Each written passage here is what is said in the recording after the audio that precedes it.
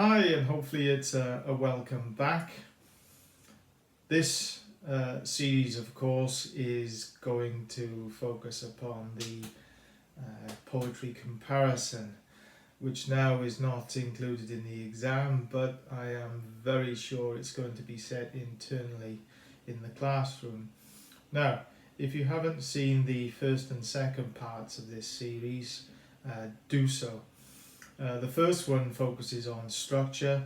The second one, which is essential, focuses on the poem The Walnut Tree Forge by John Tripp. And of course it's going to be compared with this poem, The Cathedral Builders by John Ormond, in just a moment. Now, I am pretty sure that in the classes you are going to be given these helpful headings to use when comparing these two poems. You must, I think, it says helpful, but you must comment on these headings. The first one is organisation. The second one is comment on the main ideas in the two poems. The third one is comment on the language in the two poems. The fourth one is tone. And the last one is you are going to state your thoughts about these two poems and possibly express a preference for them and justify it. So let's have a look then at The Cathedral Builders by John Ormond. Well, as part of that introduction, that eventually you're going to compare with Walnut Tree Forge. The Cathedral Builders is about, again, working people. It is about the cathedral builders, the working class men who scaled those heights with pulleys and hoists, carrying up to great heights the stone necessary to build the cathedral. It's also about their personal lives as well. Also interestingly, it has a political angle, which we'll look more closely in when we come to the main ideas. But you could say in the introduction, it has a political angle where religion is questioned in terms of the working class have given so much of their lives to religion. One wonders how religion has given it back again in return.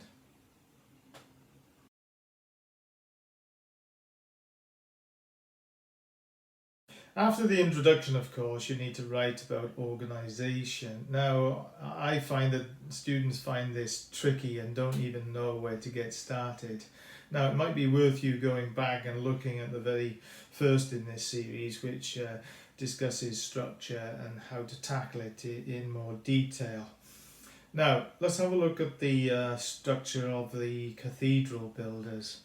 And of course, we'll be looking at things like mathematically how many verses, looking at line length, looking at the patterns of rhythm, the patterns of verse. But more importantly, you need to say more than, look, it's just 5 verses. It's got regular or irregular rhythm. You need to say why and connect it, of course, to the poem in terms of its meaning. And also then compare it to Walnut Tree Forge's structure. So let's begin with this poem. If you have a good look and you've paused on it, it's got 5 verses, 4 lines.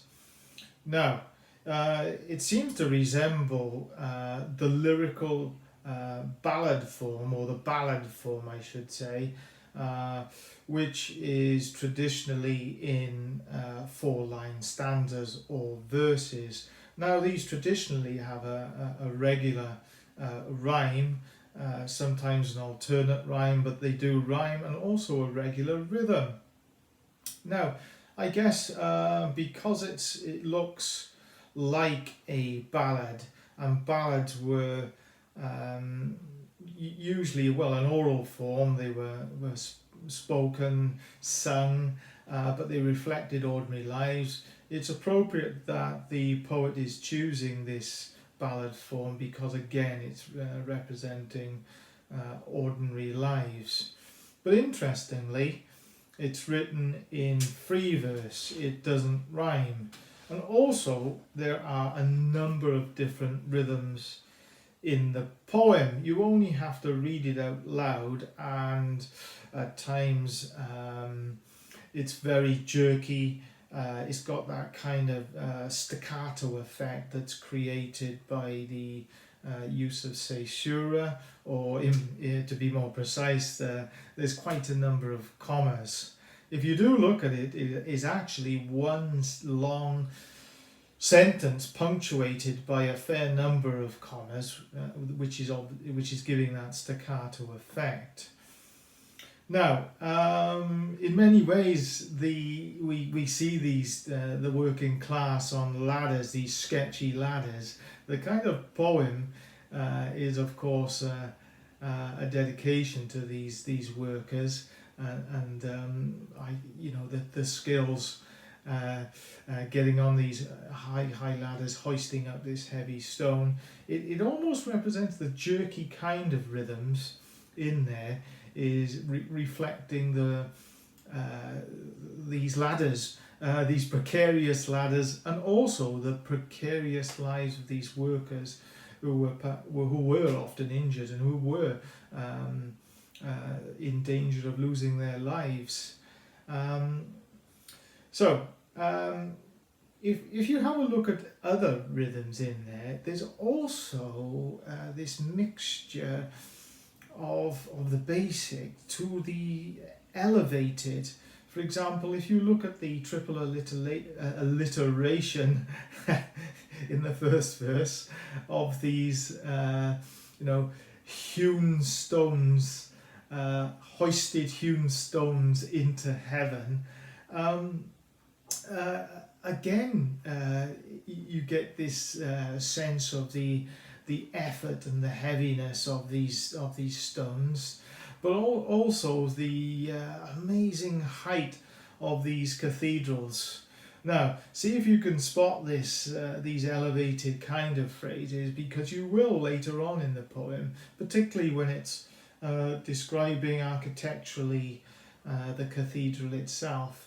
And maybe using that elevated language, of course, is it's reflecting the grandeur of these cathedrals. Now, after this short discussion, I've left you with a model, but it would be good is if you, as I said, try to write something yourself, and then look at my model if you get really stuck, and hopefully it's going to help.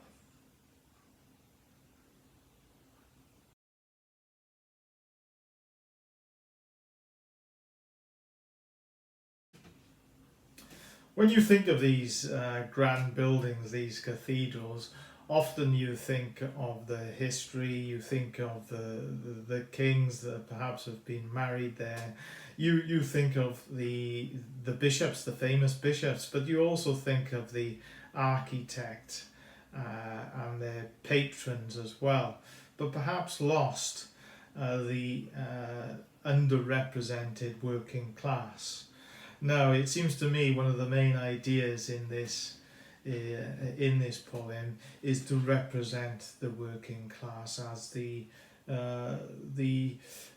forgotten, if you like, and make them remembered. It is a dedication, if you like, a celebration of their contribution to these magnificent buildings.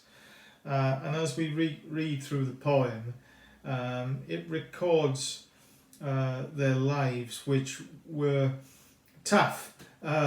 Economically, they were very poor. Their existence was, we get this idea through the supper. It was a long day and the small beer, and they were back again up those ladders. It's a dedication, of course, to their skills. We've got very basic technology, so it was manpower, a unified manpower that was able in the end with those pulleys is to take up those huge heavy stones. There's also an idea running through it as well. It's almost a satire on religion as it keeps probing away, questioning religion. Maybe perhaps is the huge amount of money given to these cathedrals, and the status of the cathedral is perhaps reflecting man's pride. And I mean man, it is the idea, of course, attack maybe on males, the male society, right, the patriarchal society. The possibility is, of course, these structures and religion and maybe God, with the emphasis on him, is male made. We obviously go back to the last verse as well, and we see this fat bishop with his worn boots. And we also see in that wonderful dialogue is, I bloody did that, is standing at a distance and we ask ourselves, well, who really deserves to get the credit for these magnificent structures?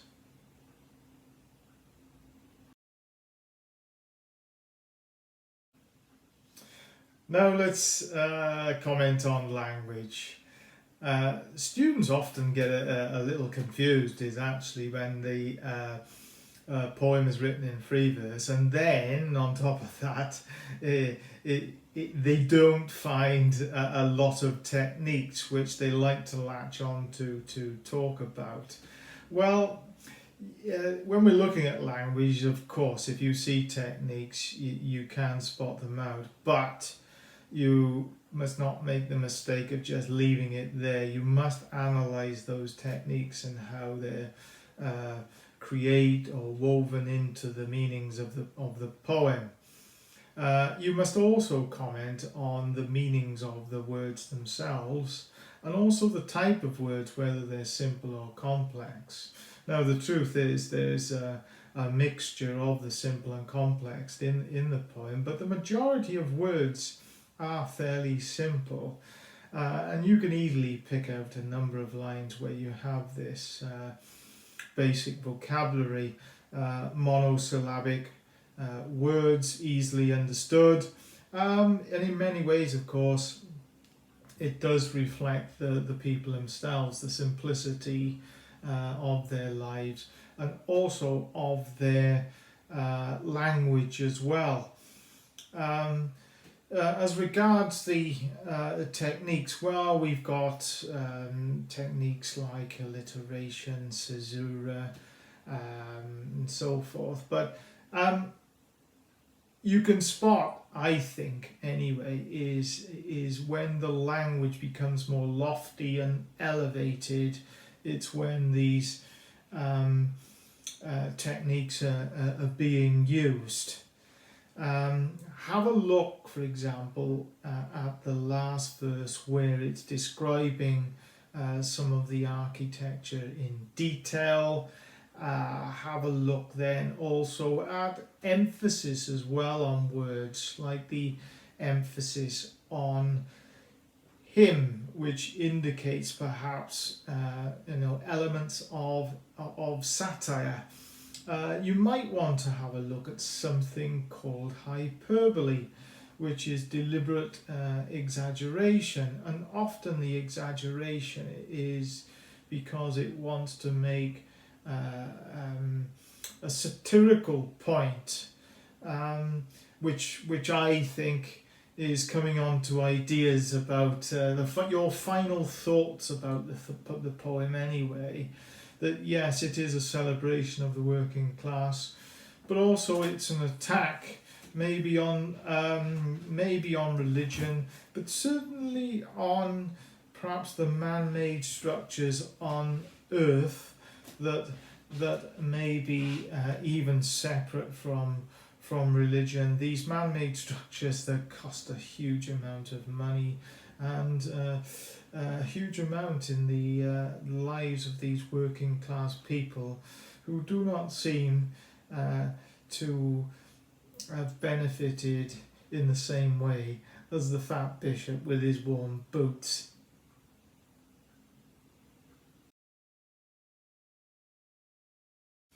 If you've enjoyed this particular video, give us the thumbs up and make a comment. I'd love to hear from you. Of course, there's one more to go in the series where I'm going to directly compare the two poems, Walnut Tree Forge and the Cathedral Builders. So look out for that.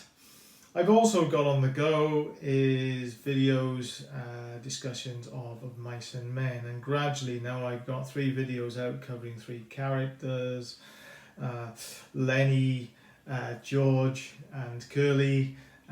Soon I'm going to go on to the other characters, the 7 main ones, and then perhaps lump all the minor characters together. So look out for that, because no doubt you are going to have that internal examination on that particular novel. Hopefully I'll see you again. Take care.